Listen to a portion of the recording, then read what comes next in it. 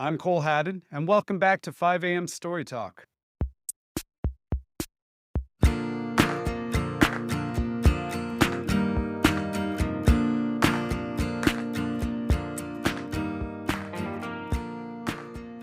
Today's guest has directed horror and action blockbusters like Sinister, Doctor Strange, and Black Phone 1 and 2.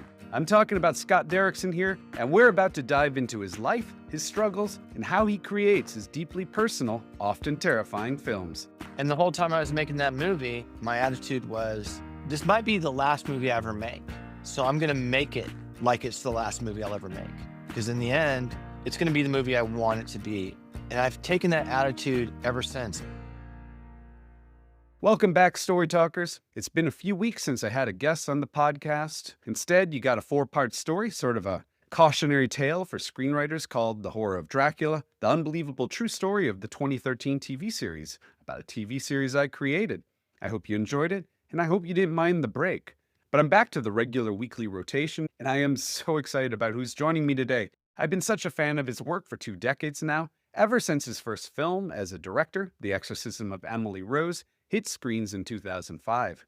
In the years since, Scott Derrickson has gone on to direct so many other great horror films, and a few action films along the way, though those are always horror-inflected too.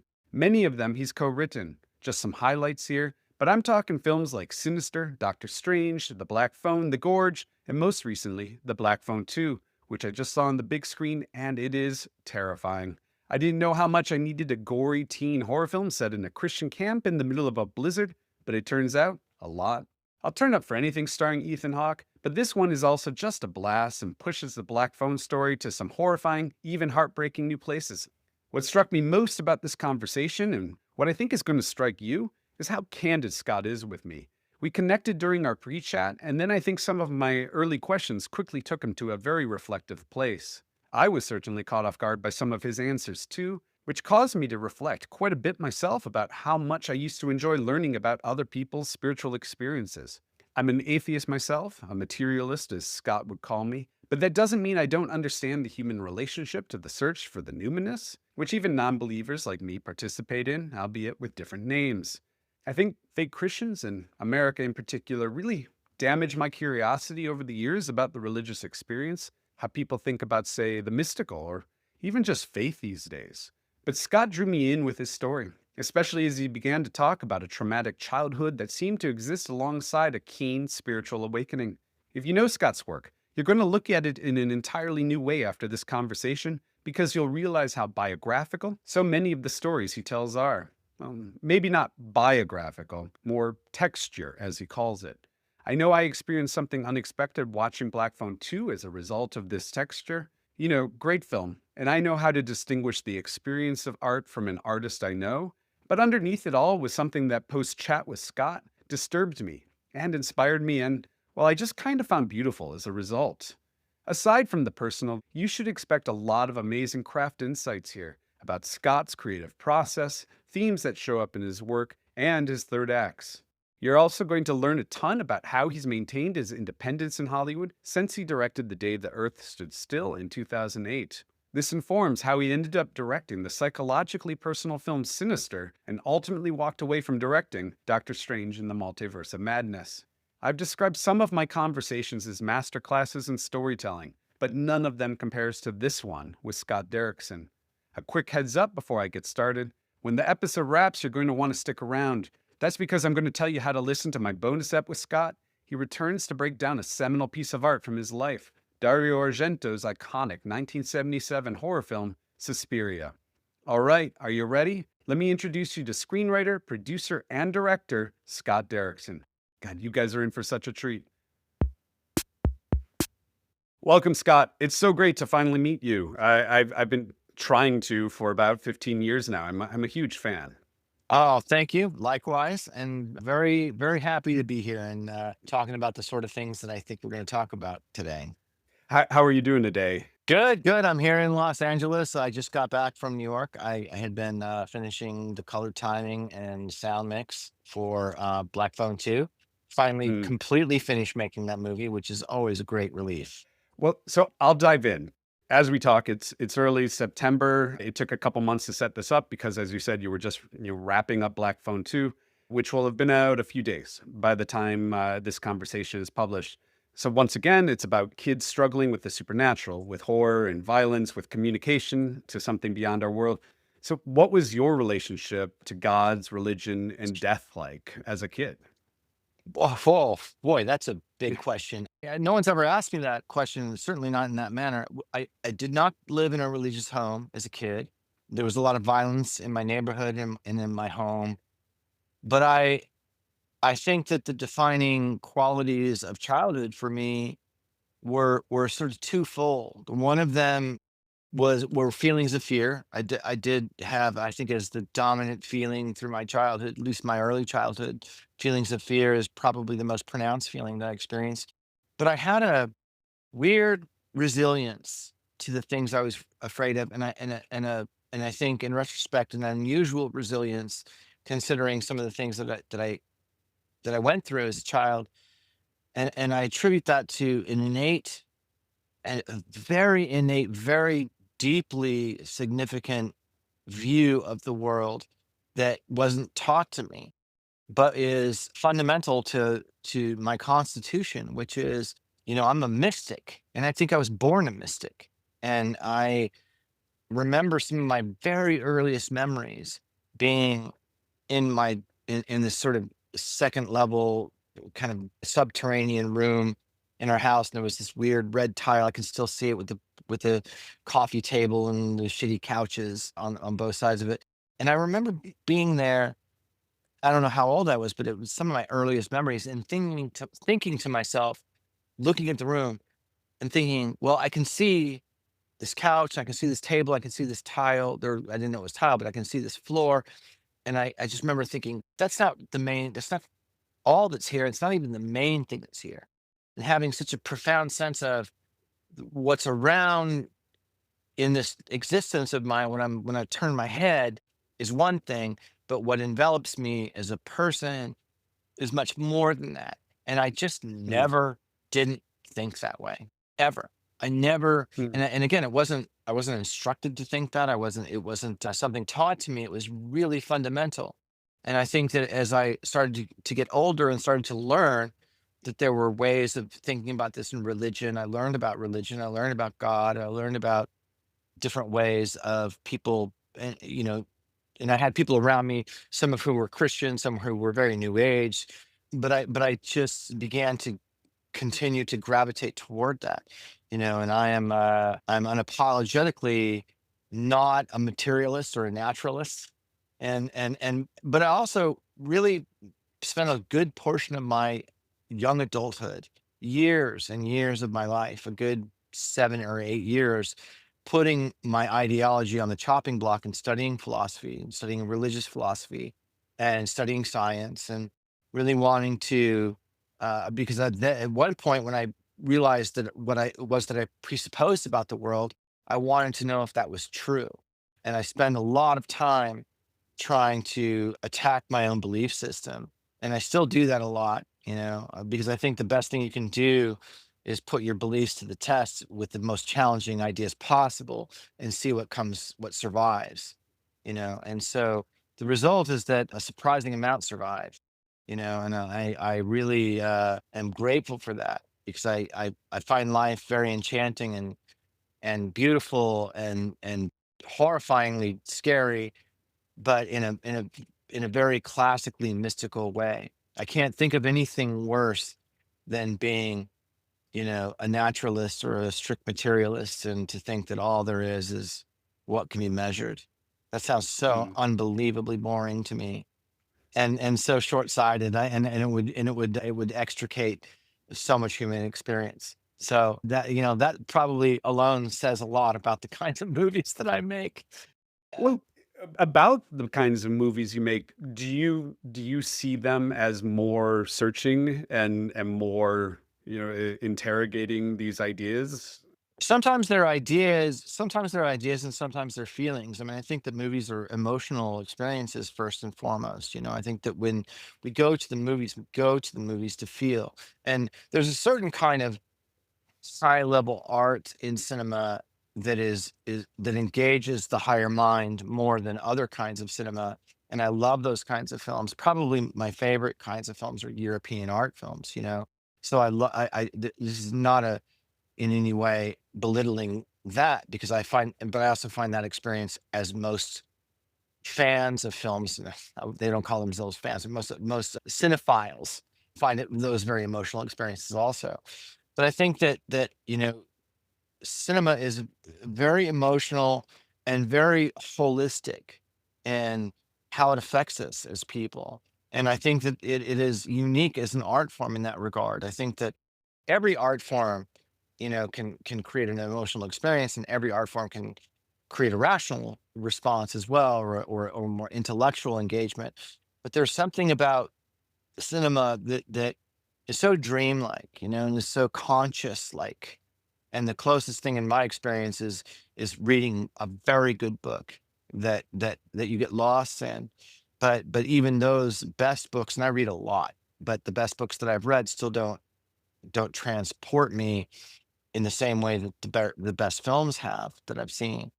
And I really love being a participant in that kind of creativity. It feels reckless and dangerous, and my films aren't for everybody, and some people who don't really like or respect them might hear the things I'm saying and think, you got to be kidding me, that guy, you know.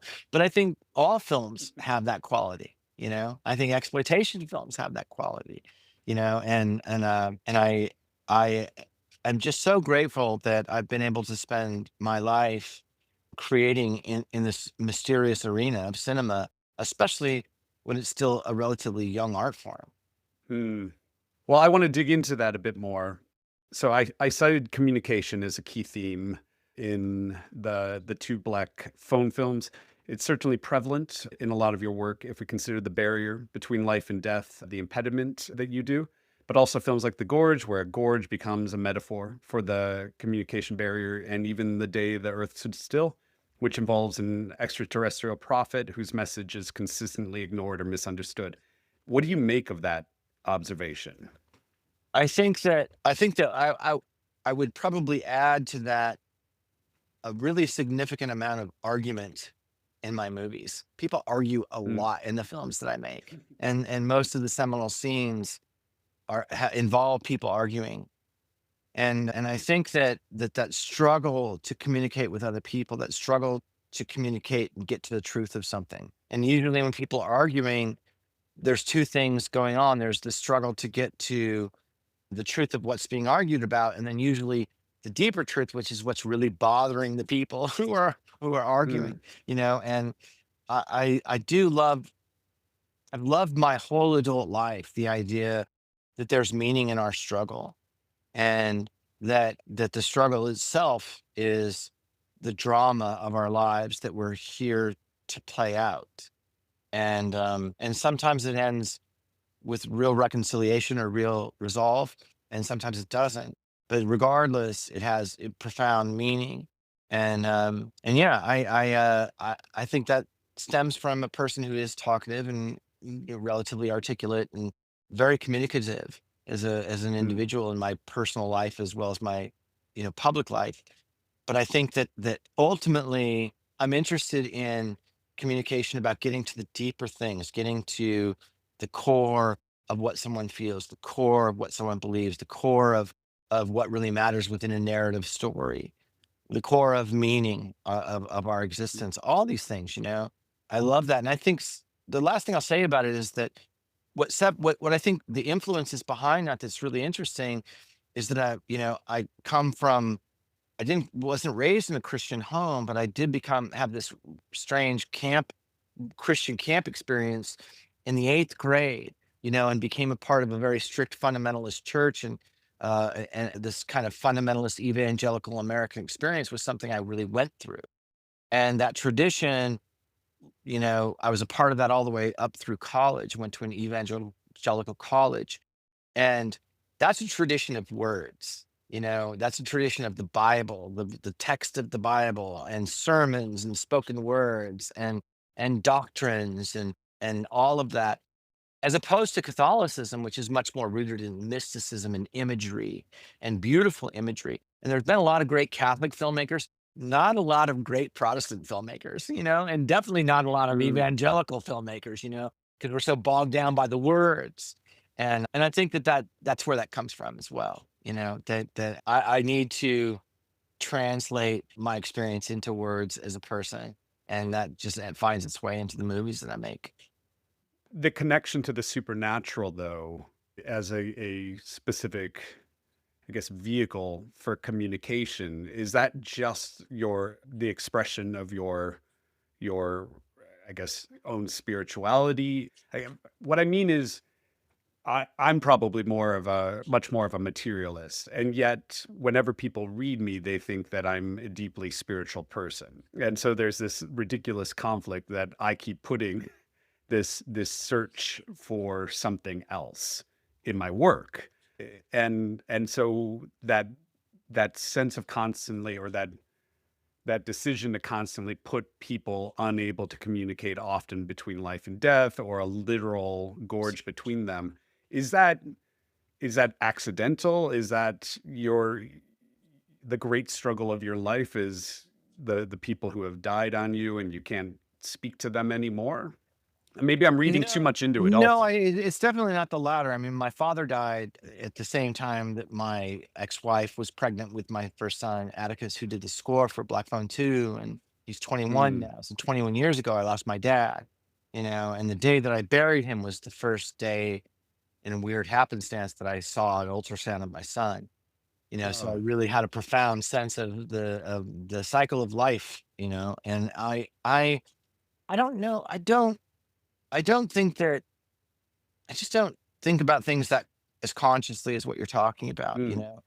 I think that it's much more instinctive, and it's really honestly about attraction, attraction to stories, attraction to an interest. Like I'm interested in creating a story in that time and place, or I'm interested in that emotional dynamic. I'm interested in that cinematic aspect of a story, whatever it is that sort of draws you into it.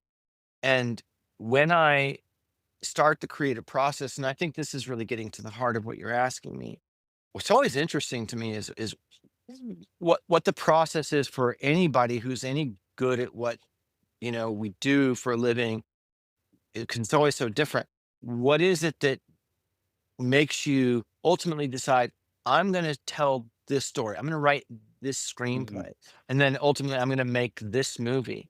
And sometimes, I mean, more often than not, if we're being honest, you do what you can. Most people are just trying to get a gig. So no disrespect for Yes. that. I've been fortunate to have enough success that I turn down way more than I say yes to. I'm in a position where I really can do mostly what I want. And at least that's been the case for a while now. And for me, I'm I'm I have zero interest in propagating my point of view. Expression that propagates my point of view is of zero value to me. Zero. That's the last thing Mm. I want to do. You know, Nobody needs to hear what I have to say. I don't feel like that matters. I mean, I was on Twitter for years and terrible at it. I don't. That's not what I do for a living, no one cares, or no one should care. But I think that what is interesting is to me, and what it is that ultimately drives me to in that process is, oh, this is an area where I think if I engage with this, there's a danger to it. There's something in it that's going to force me to think more deeply about certain things. And it's going to force me to challenge myself in certain, whether it's ideas or feelings. In the Black Phone, it was certainly, that film was a very direct result from, 3 years of therapy that I had just gone through, really going as deep as I think a person can go into their early childhood, and dealing with a lot of things that I had just never spoken to anyone about. And I remember during that therapy process, my had some incredible therapists, and my favorite moment was when he stopped me one time and he just said, "You do understand that your childhood was a perfect right breeding ground for a serial killer, right?" And he said that without any irony whatsoever. And I think I clapped because I was like, yeah, of course, yes, you know. But there was so much, sort of, like I've talked about before, earlier. There was such an instinctive, for me, a sense of God and a sense of meaning, and a powerful resilience. And that was one of the things I learned from therapy too. My therapist even said that to me. He's like, your resilience as a child is really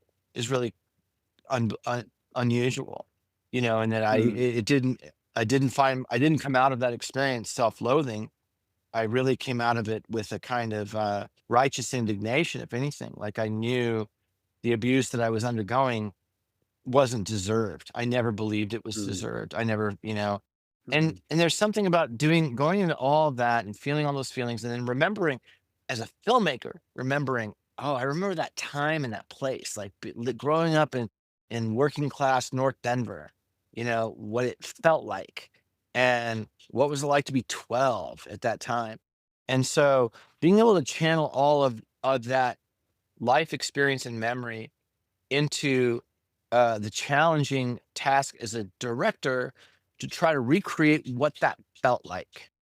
And a lot of Black Phone, including the terror of the basement, is just me trying to sort of get across, this is what my childhood felt like. It kind of felt like this, you know, and not even getting across is the wrong idea. Trying to capture it, mm, trying to encapsulate in such a way that felt truthful to me, and then you give that to other people, and it's amazing that the more specific you are as a director, and I think it's true as a screenwriter as well, the more truthful you are in capturing your own experience, your own distinctive, detailed, nuanced, one of a kind, once in a trillion experience, mm, the more people recognize it as, oh, this is true, this is real. This is mm. real. I can feel the reality of this. And then they're transported into what was your experience in some amazing way, and seeing that happen for a film like that, where so many people had powerful emotional experiences watching that movie is I guess the job. Mm. That's what we do if we're doing it well.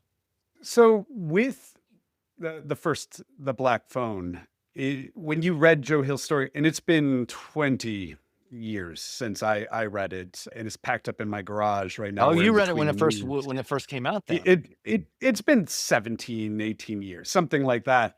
So I can't reference it. It wasn't, I assume, set where you grew up. No. And there's also the fact that the character is it period because the character is also the exact same age or more, like half year off from you at that Oh year no, that in was all. history. I mean, so much of directing and so much of screenwriting is synthesizing, Mm, and when I read Joe's story when it was first published, my filmmaking mentor and close friend and godfather of my children is the German director Ben Bender, and which is I know very weird for a lot of people given that's how amazing. how, Yeah. how All right. unbelievably different our films are.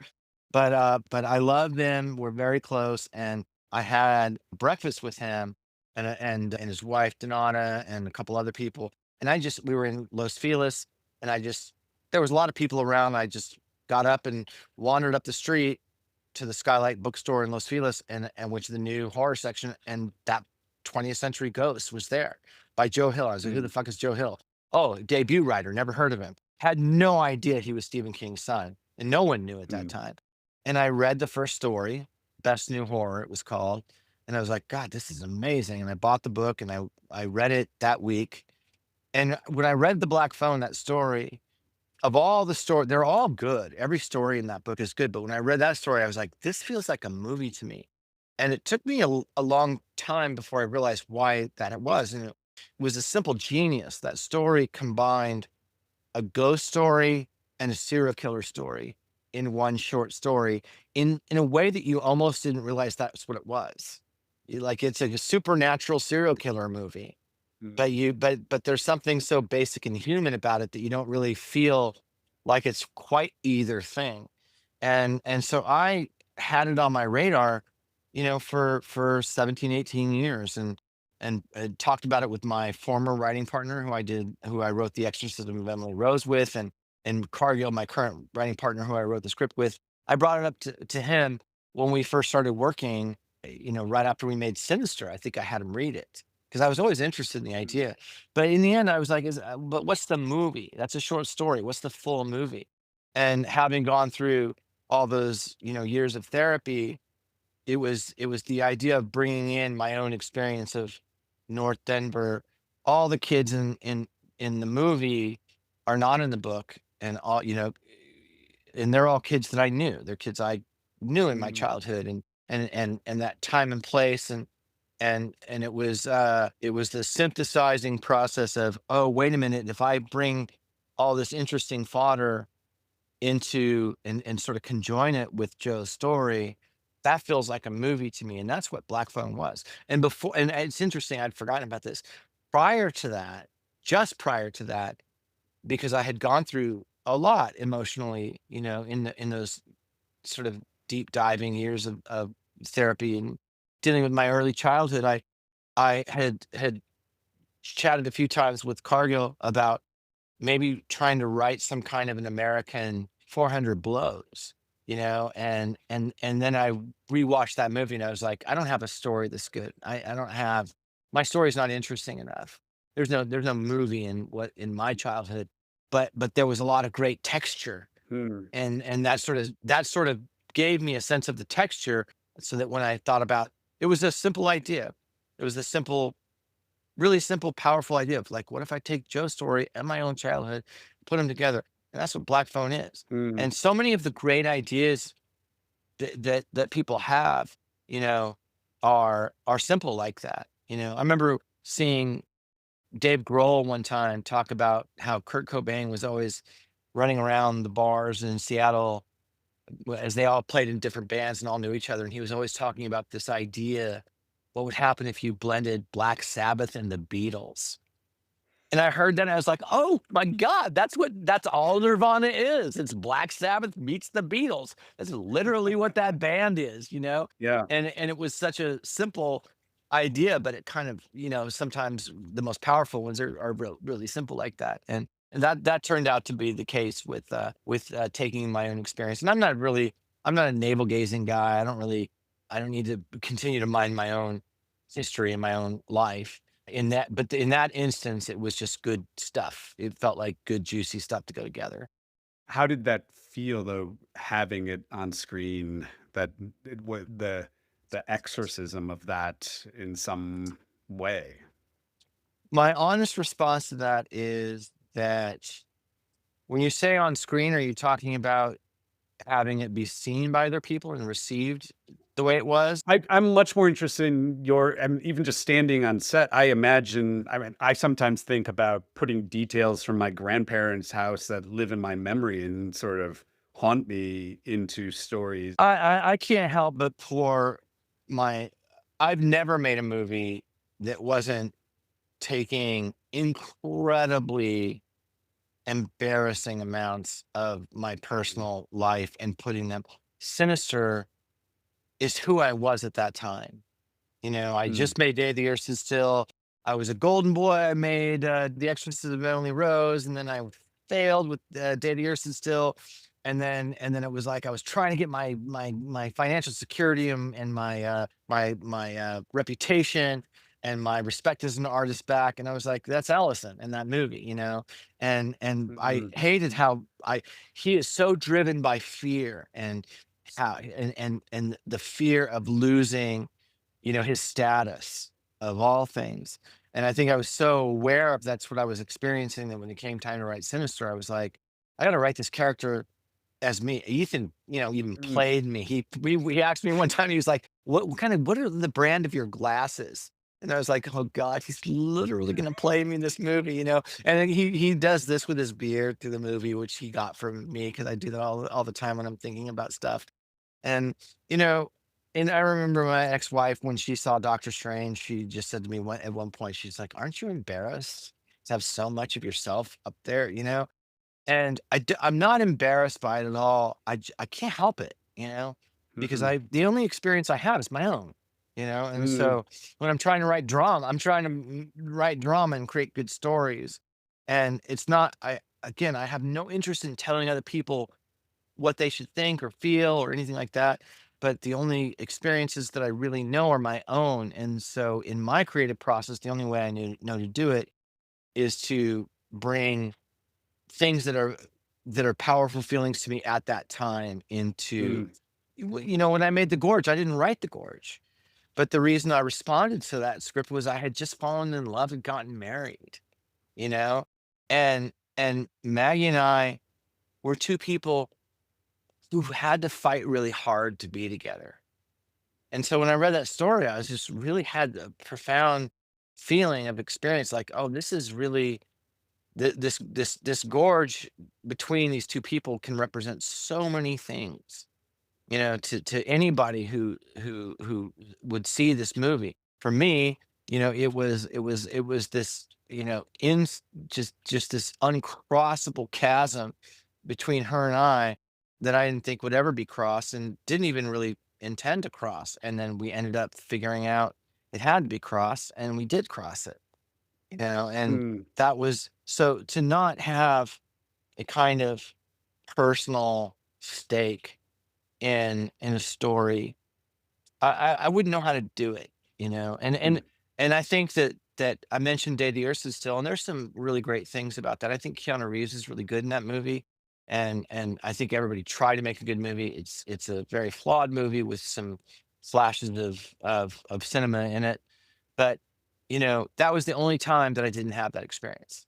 It was the only mm, time where I didn't realize I could never make a movie unless it was coming from a place of personal, passionate, emotional connection to the material at that time in mm, my life.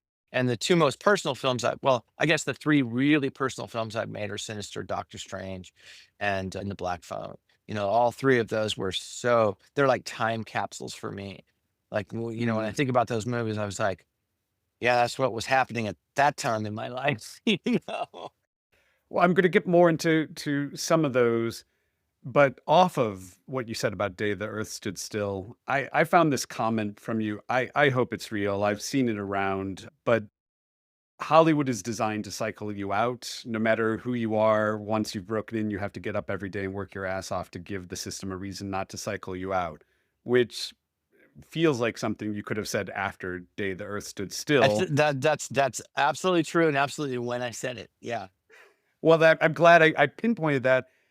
What I'm curious about for you is the emotional experience that even though you have lots of success, but it doesn't my experiences with every successful friend I have, it wears on you. It's every day is this war to remain relevant. And that is unique, I feel like, to our industry. Like if you're a CEO of a company, you just keep moving up in some way. But here your relevance can vanish after 2 years in some way. Oh How does yeah. that feel for you?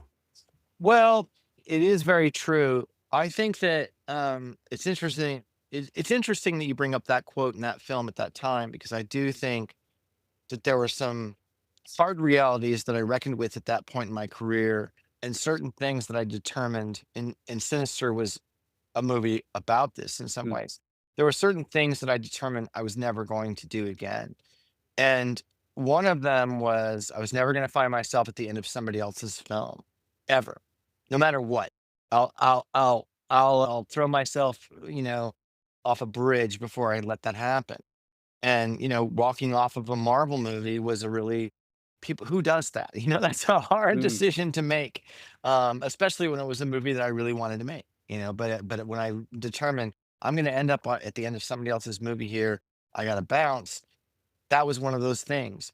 I think that the one of the maybe the deeper thing I understood at that time is that Hollywood is like I said, it's a business that's designed to cycle you out. And if you want to stay in it, you got to get up every day, give it a reason to keep you in. That's all true. But it's also a business that is run on fear. mm, And everyone's afraid of being irrelevant. Everyone's afraid of getting cycled out. Everybody's afraid of missing. Everybody's afraid of losing their vitality, losing their income. That there is and even people who are, I mean, like right now, think of the most successful actor out there, the most successful actress out there, the top director out there. And I guarantee you that at some point today, they didn't feel very good about their career. Mm, They're worried. They're worried. We're all worried all the time. And I think that I saw that, and I just saw there's nobody I know and nobody I've ever seen who isn't in some sort of state of anxiety about the condition of their career. And I think I made a really conscious choice to rebel against that as much as I could. Now I'm going to work as hard as I can. I'm going to do everything to stay in the game. I'm going to do everything I can to enable myself to be creatively autonomous, but I'm not going to do that from a place of fear. That mm, was a real juncture for me, because after that I didn't work from a place. I have not I've yet to work from a place of fear. And I would rather, I would rather fail than succeed out of fear. I've had a really good run since then. But with Sinister, I just remember working on that movie, and Jason Blum had come to me and said it'd been 2 years since I'd made a film, and I was really very conscientious of the fact that I might never direct another movie. I mean, I was offered some really crappy horror sequels and things that I thought, well, if I make that movie, I definitely will never work again. And he came to me and he said, I loved Emily Rose. I'll give you $3 million in final cut. And I was like, I'm doing that, you know? And the whole time I was making that movie, my attitude was, this might be the last movie I ever make. So I'm going to make it like it's the last movie I'll ever make. Because in the end, mm, it's gonna be the movie I want it to be. And I've taken that attitude ever since, and it makes me an insufferable asshole to people sometimes. There are people in the studio system and execs I've worked for where I really try their patience. I don't yell at people, I don't throw tantrums, but I am intractable mm, when it comes to I'm very malleable in terms of hearing other people's ideas and trying to integrate them and think if they're good ideas or not. It's not like my way or the highway. I love people's ideas. I love studio notes because a lot of times they're really helpful. And when I hear them, I'm like, fuck yeah, that's right. Or no, I think that's wrong, but I think what you're getting at is this, and I think that's right. So there's a lot of that. But when it comes down to, well, we want you to do this, and I'm just like, yeah, that's a terrible idea. I will not do it, and it makes people crazy. And I think that's the thing that replaced fear for me, mm. is absolute commitment to the movie, absolute commitment to what I know is going to be the best thing for the movie. And it's worked out pretty well, so far. And I think that I have not lived very many years of my career in a state of fear, which is pretty rare in this business. I'd say so. You also covered some of what my follow-up question was going to be, just I've often seen over the years the word creative differences associated with you leaving projects, and it's always left me thinking, "Oh, there's a filmmaker with, some very dramatic creative integrity." But And it's you've not basically inte explained the it's not integrity. When I parted ways with Marvel, I really love Kevin Feige. mm, I have warm thoughts about that guy. I think, I can say critical things about him, and I'm sure he'd say critical things about me too, in the way we're different and mistakes I think he's made. But Kevin's a genius. Kevin's a proper mm, fucking genius. He's the only producer I know who I would call an artist. In my experience with him, in the years that I worked with him as a producer, that guy tortured himself like an artist over his movies, and I still have so much respect for that. But when it came to, and I was so excited to make Multiverse of Madness, I came up with that title, by the way. a great title. And and when it ultimately what it came down to was just a realization, I think, from both of us, that we're not making the same movie here, Mm, and I I'm really dogged about that, and have been for a long time since Day the Earth Stood Still. Of I need to know what movie the studio thinks they're making, and I need them to know the movie I'm making. And if they're not the same movie, no one's going to win. Everyone's going to mm, pay.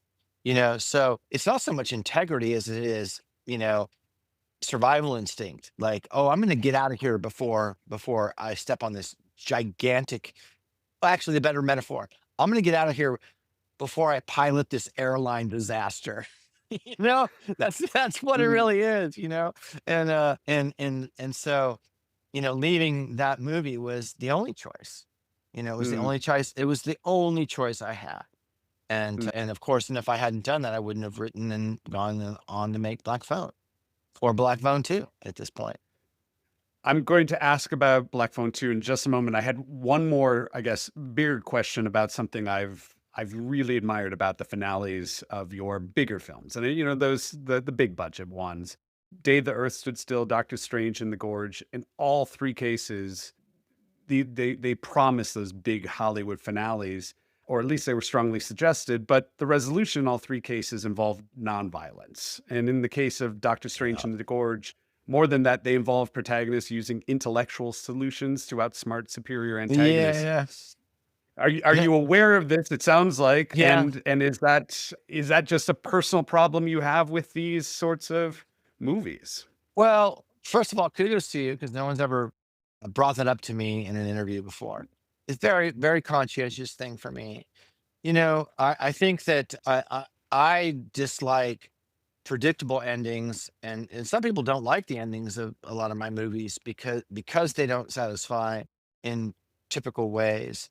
I never liked the rooftop battle as a final scene, but I think that I think beyond that is what you're talking about, which is if whatever story you're telling, the only way to resolve it is by a climactic act of violence. That's so uninteresting. Mm, Of course, a story can win by, by the good guy slaying the bad guy. That's not a very good story in this era of storytelling. And what's interesting to me is the unexpected resolution. And, in Sinister, it was the unexpected resolution of, oh, he's not going to get out of this. mm, He's going to go down. Don't worry, daddy, I'll make you famous again. You wanted it? You're going to get it. You're going to get it in the worst possible way. And it's like, to me, that's like, how Jesus in the gospel, Jesus, the man of peace, would tell these fucking nightmarish stories that ended. The story would end with like, and then they were weeping and gnashing their teeth, for eternity. They were cast out into the weeping and gnashing of teeth, and I'd be like, that's it? Oh my God. Wow.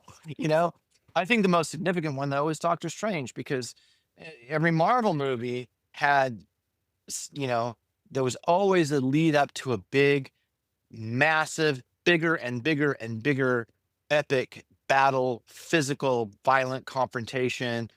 Usually a portal would open of some kind, and I was like, well, what if the portal opened and you went through and something else happened? And I remember John Spates and Cargill and I talking about that a lot. And still have this very strange memory of being at Marvel and John Spates, who wrote the first draft of that script. So at that time, I wasn't working with Cargill. It was just me and John.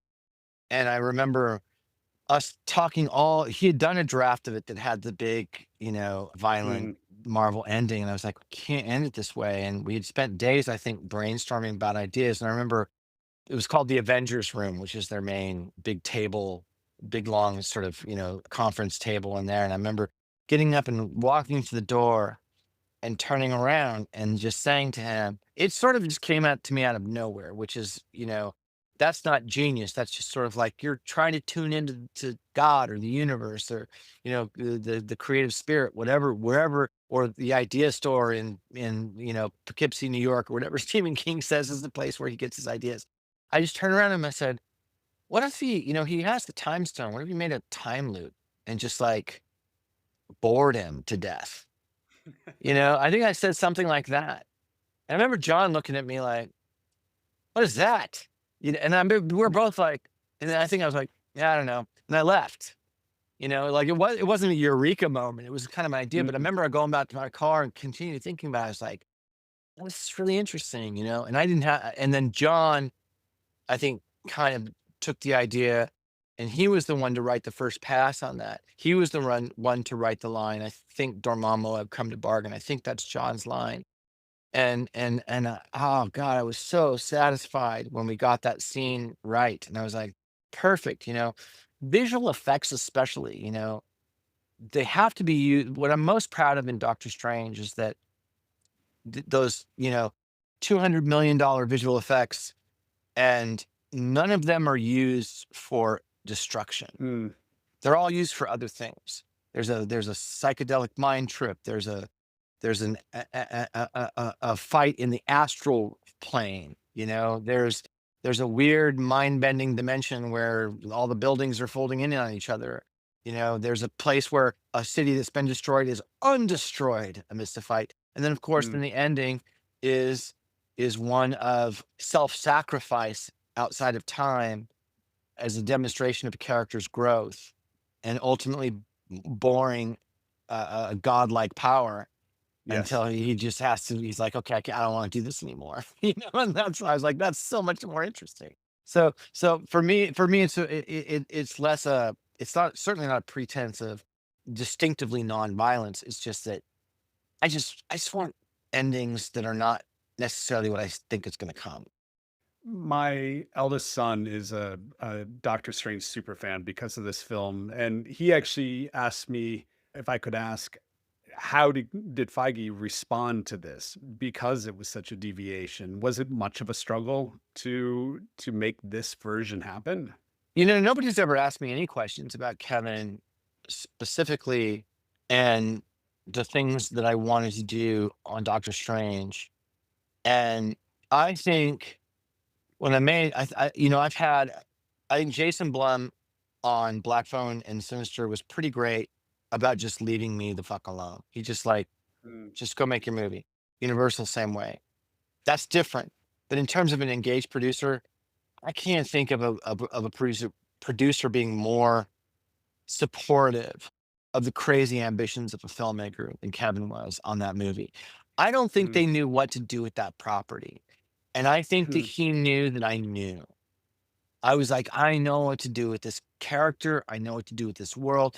And when I talked about that simple idea of like, Black Sabbath and the Beatles, I remember when I pitched him the movie, I was like, this is a traditional Marvel origin story, but with a hyped up, drug induced psychedelic version of Inception visuals. And mm, I just remember him looking at me in the room like, oh, that's Doctor Strange. Like he knew that I understood it. And it was because I love those comics. And so when it came to that ending, I think he immediately got it. If I mm, remember correctly, I don't I there wasn't any of the there weren't any major significant goals that I had in the making of that movie that were met with any resistance. My mantra going in was I want to have 5 huge set pieces, and I want all 5 of them to be totally different than each other, which they are.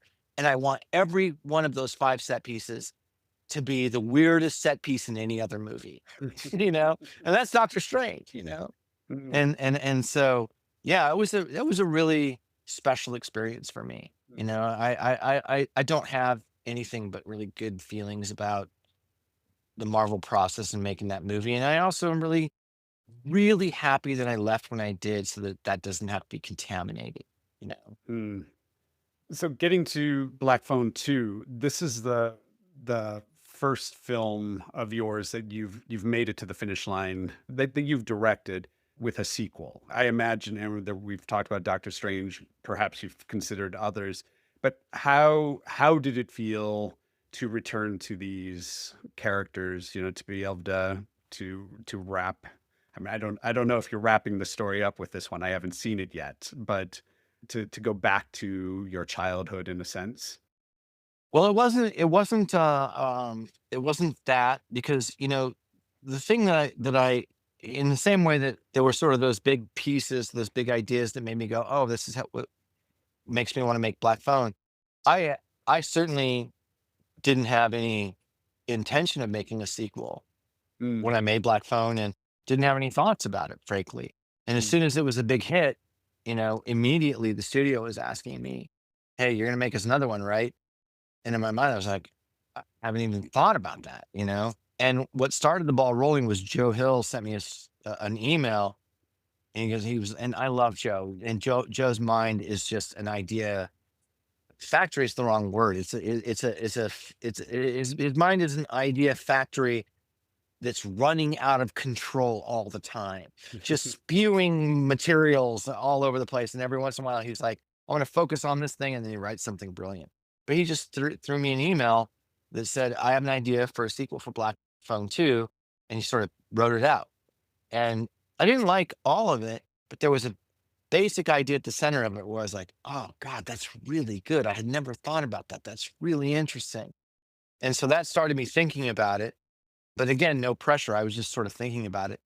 And then what really got me excited about it was I love those characters. I love Maddie McGraw in her character of Gwen. And I love Mason Thames and the character of Finney, and of course Miguel comes back playing a different character. But I also love those kids. Those kids were really special actors, and they were all really remarkable.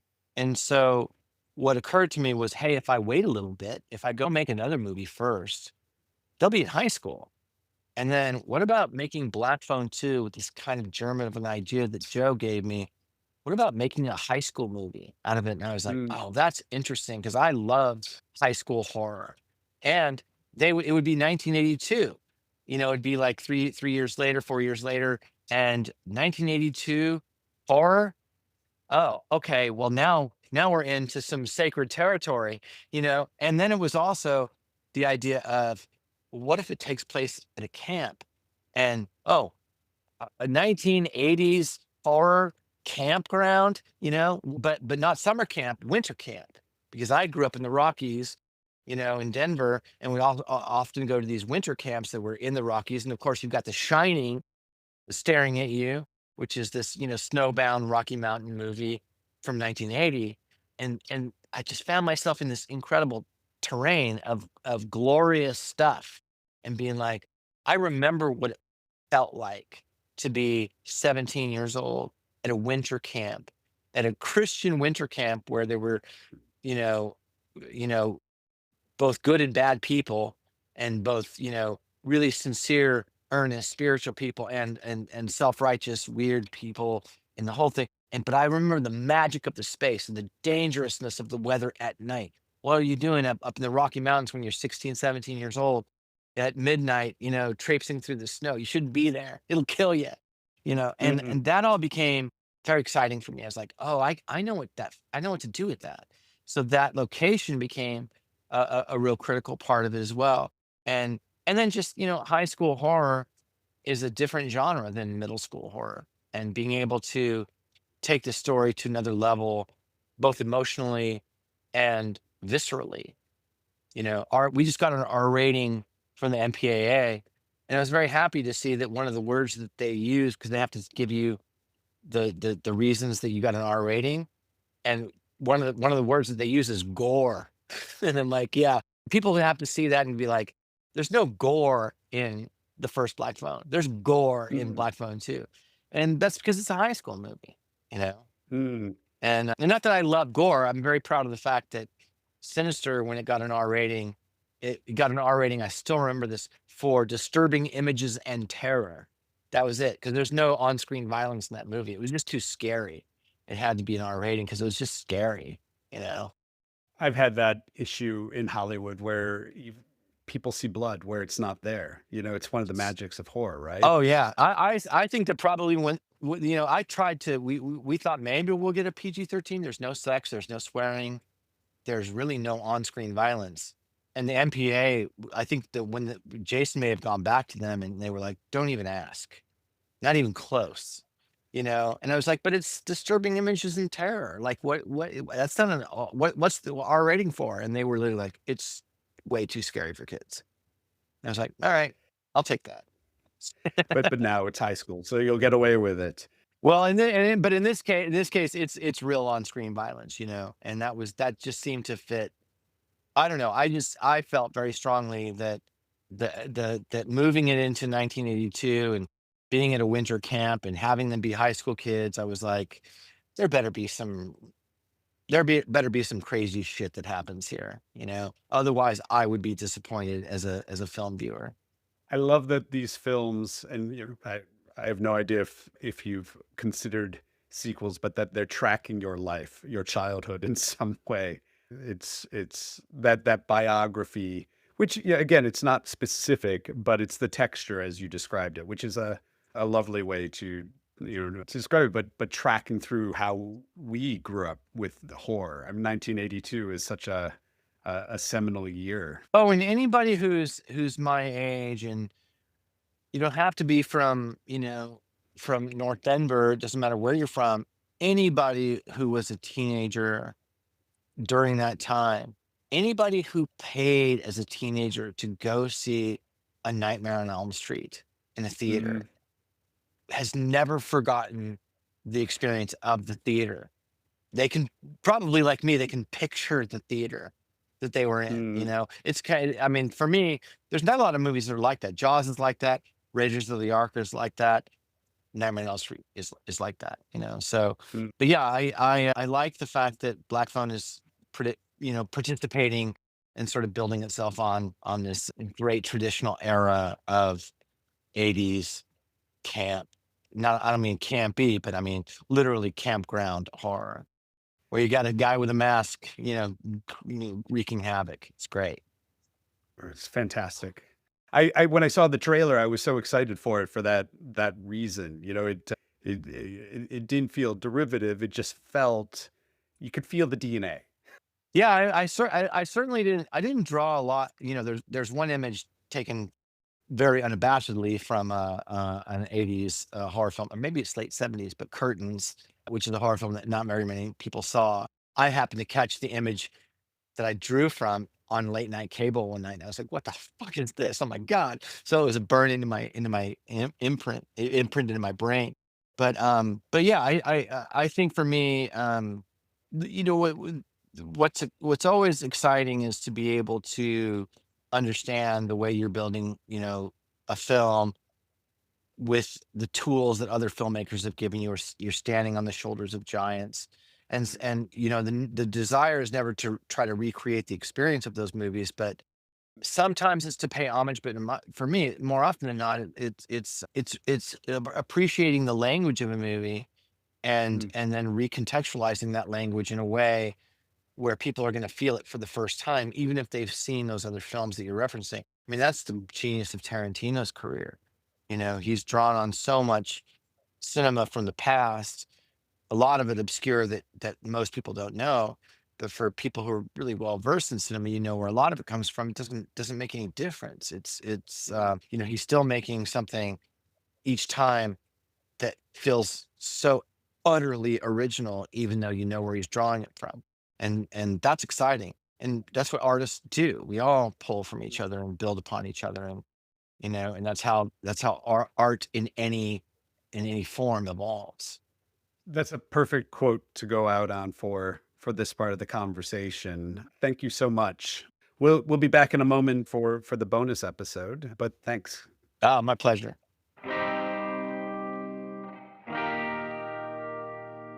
As for you out there listening, wherever you are in this multiverse of madness, thanks for stopping by for some 5 a.m. Story Talk. So, what did you make of my conversation with Scott Derrickson?